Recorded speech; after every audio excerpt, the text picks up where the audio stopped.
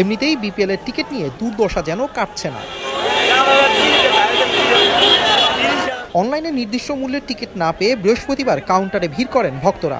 সেখানে অনিয়মের জেরে টিকিট না পেয়ে কাউন্টার ভাঙচুর করে আগুন দেন বিক্ষুব্ধ জনতা।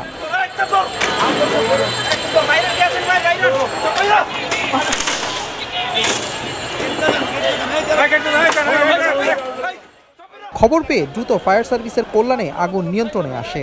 এ সময় বাংলাদেশ সুইমিং কমপ্লেক্সের গেট সহ বেশ কিছু অংশ ক্ষতিগ্রস্ত হয়।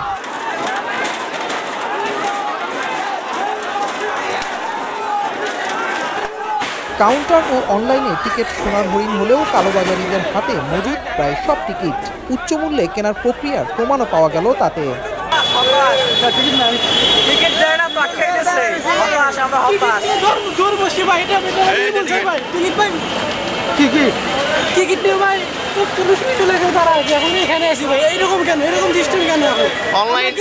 অনলাইনে খুব সহজে টিকিট কাটা যায়, খুবই সিম্পল, কোনো লাইনে দাঁড়ানো লাগবে না, কিছু করা লাগবে না, খুবই সিম্পল, টাইম মতো শুধু কাটলেই হবে।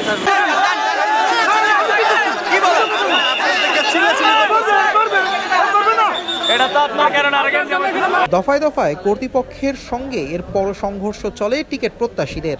পরে অতিরিক্ত পুলিশ মোতায়েন করে পরিস্থিতি নিয়ন্ত্রণে আনে বিসিবি।